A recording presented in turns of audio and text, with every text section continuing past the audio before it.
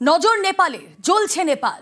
আর সেই নেপালের প্রতি মুহূর্তের সব ছবি সবার আগে আপনাদের সামনে তুলে ধরছি আমরা নিউজ 18 বাংলা। নেপালের সংসদ ভবন জ্বলছে। আমরা দেখলাম একের পর মন্ত্রী তারা পদত্যাগ করছে না, সেখানে সরকার ফেলার নির্দেশ নেপাল সেনার। নেপালের সব সাংসদকে পদত্যাগের নির্দেশ। আগেই পদত্যাগ প্রধানমন্ত্রী এবং বাকি মন্ত্রীদের। ইস্তফা নেপালের রাষ্ট্রপতি রামচন্দ্র পোরেলের। বিদ্রোহের আগুনে নেপালের রাশ এখন কার হাতে থাকবে?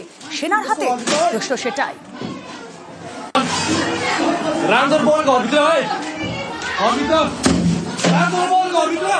একের পর এক যে ছবি আমরা দেখছি, নেপালের ছবি, সেখানে গণতন্ত্র ভেঙে খান খান। কেপি শর্মা ওলির বাড়িতে আগুন, দাউ দাউ করে এভাবে আগুন জ্বলছে।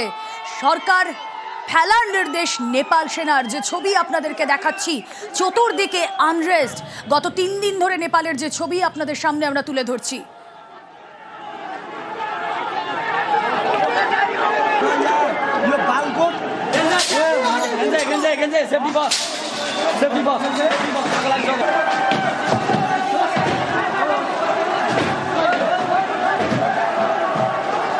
সরাসরি চলে যাই, সহকর্মী অতনু রয়েছেন সঙ্গে। অতনু, যে ছবি আমরা দেখছি, আজ নিয়ে দুদিনের বেশি সময় অতিক্রান্ত হয়ে গিয়েছে। এরপর নেপালের ভবিষ্যৎ কি? সেনার শাসনই কায়েম থাকবে নেপালে? এখনো পর্যন্ত যা পরিস্থিতি, তাতে নেপাল সেনার হাতে, এটুকু বলাই যায়।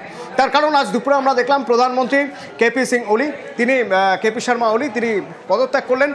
রাষ্ট্রপতি পদত্যাগ করলেন বিকেলে। দুপুরে প্রধানমন্ত্রী, বিকেলে রাষ্ট্রপতি। তারপর সেনার তরফে জানিয়ে দেওয়া হলো যে এই সরকার ভেঙে দেওয়া হচ্ছে, এই সরকারের সব মন্ত্রী পদত্যাগ করুন, সব সাংসদরা পদত্যাগ করুন। অর্থাৎ এই মুহূর্তে কোনো গণতান্ত্রিক পদ্ধতিতে তৈরি সরকার নেপালে নেই। তাহলে নেপালে এখন কে আছেন? রাষ্ট্রপতি নেই। তাহলে নেপালে আছে শুধুমাত্র সেনা। অর্থাৎ এখন সেনার হাতে নেপাল। এবার নেপালের ভবিষ্যৎ এই প্রসঙ্গে বলতে গেলে তাহলে বলতে হবে যে নতুন সরকার গঠনের মতো একটা পরিস্থিতি তৈরি করতে হবে, নতুন নির্বাচনের মতো একটা পরিস্থিতি তৈরি করতে হবে। সেই পরিস্থিতি একদিনে হবে না, তার জন্য বেশ কিছুটা সময় লেগে যাবে। ততদিন পর্যন্ত নেপাল সেনার শাসনে। আর সেনার শাসন মানে সেখানে যে ডেমোক্রেসির কথা, যে গণতন্ত্রের কথা এতদিন ধরে জেন জি বলে আসছিল, সেই গণতন্ত্র বা সেই গণতান্ত্রিক পরিকাঠামো আর তো থাকছে না।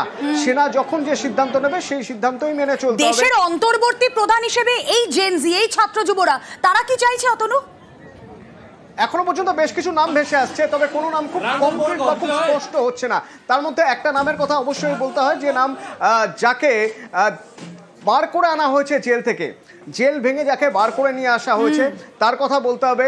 এই রবি চিনেনাম্মা, এই নামটা অত্যন্ত গুরুত্বপূর্ণ একটাই কারণে। তার কারণ এই রবি, ইনি একজন টিভি অ্যাঙ্কার ছিলেন প্রথমে, এবং সে সময় তিনি যে টিভি শো করতেন, সেই টিভি শো জনপ্রিয়তা লাভ করেছিল জেন জির মধ্যে। পরবর্তীতে তিনি যখন সংসদীয় রাজনীতিতে আসেন, এতটাই উঁচুতে চলে যান যে পরবর্তীতে তিনি ডেপুটি প্রাইম মিনিস্টার হন। কিন্তু তারপরে তাকে করাপশনের দায়ে জেলে পাঠানো হয় গত এপ্রিলে। আরেকজনের নাম করতে হবে, তা হলো বলেন্দ্র শাহ। এই বলেন্দ্র শাহ কাঠমান্ডুর মেয়র, এবং বিপুল ভোটে জিতে তিনি মেয়র হয়ে এসেছিলেন। সে সময় শাসক গোষ্ঠী তারা পুরোপুরি পর্যুদস্ত হয়ে যায় বলেন্দ্র শাহর কাছে। বলেন্দ্র শাহ একসময় ছিলেন র্যাপার, পরবর্তীতে তিনি রাজনীতিতে আসেন।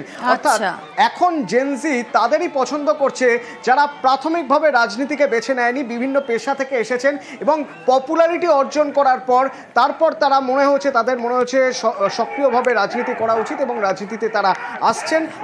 সরকার বিরোধী যে বিক্ষোভের আগুন, সেটা কেন থামছে না? ওলি তিনি ইস্তফা দিয়েছেন, একের পর এক মন্ত্রী তারাও ইনফ্যাক্ট ইস্তফা দিয়ে দিয়েছেন। এই অভ্যুত্থান, এটা একটা অভ্যুত্থান বলা যেতে পারে। এই বিক্ষোভ থামছে না, তার সবচেয়ে বড় কারণ হচ্ছে এতদিন ধরে গণতন্ত্রের নাম করে যেরকম স্বৈরতন্ত্র চালিয়ে আসা হয়েছে। অন্তত জেনজি তাই মনে করছে যে যারা আমলা, যারা মন্ত্রী, তাদের সন্তানরা সব কিছু পাবে, বাকিরা কেউ কিছু পাবে না। নেপোটিজমের অভিযোগ আসছে, নেপো বেবি, নেপো কিড, এই কয়েনগুলো বারবারভাবে কয়েনেজগুলো চলে আসছে। সুতরাং গণতন্ত্রের নামে প্রহসন হয়েছে, এই অভিযোগেই এই বেশ আমরা সেই ছবিগুলোই দেখাই দর্শকদের, যে ওলি ইস্তফা দিয়েছেন, কেপি শর্মা ওলিও ইস্তফা দিয়েছেন, কিন্তু তারপরেও নেপালি জনরোষ কিন্তু কমছে না। আগুন জ্বলছে বিক্ষোভে। সদ্য প্রাক্তন প্রধানমন্ত্রীর নিজস্ব বাড়ি, হামলা সেখানে। বালকোটের বাড়িতে আগুন, ভাঙচুর, অলির বাড়িতে যথেচ্ছ লুটপাট বিদ্রোহীদের, ভাঙচুর লুটপাটের পর উচ্ছ্বাস বিদ্রোহীদের।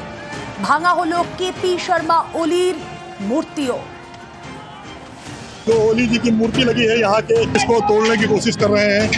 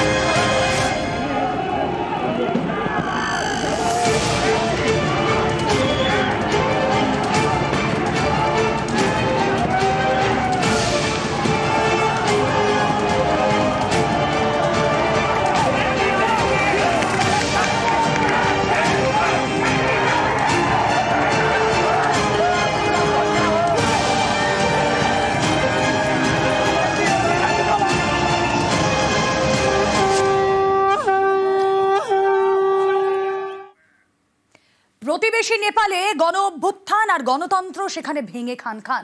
আসুন একের পর এক ছবি আপনাদেরকে দেখাই। যে ছবি আপনারা দেখছেন, রাস্তায় ফেলে মার, লাঠি। কাকে? অর্থমন্ত্রীকে। সংসদ চত্বরে নেপালের অর্থমন্ত্রীকে এভাবে রাস্তায় ফেলে মারা হচ্ছে। নেপালের অর্থমন্ত্রীকে লাঠি, ঘুষি, কিল, চর। প্রাণ বাঁচাতে দেখুন দেখুন কিভাবে দৌড়চ্ছেন অর্থমন্ত্রী বিষ্ণু প্রসাদ পৌরেল।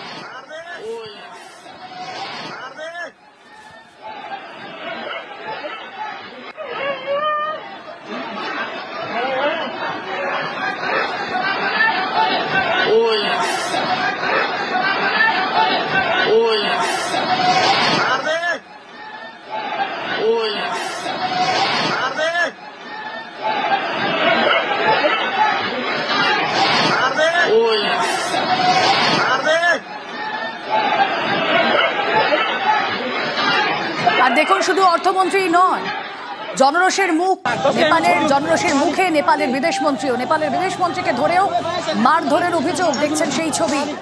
রিয়াত নয়, বিদেশমন্ত্রীর স্বামী শের দেউবাকেও। বিদেশমন্ত্রীর স্বামী নেপালের প্রাক্তন প্রধানমন্ত্রী, বিদ্রোহীদের মারে রক্তাক্ত প্রাক্তন প্রধানমন্ত্রী।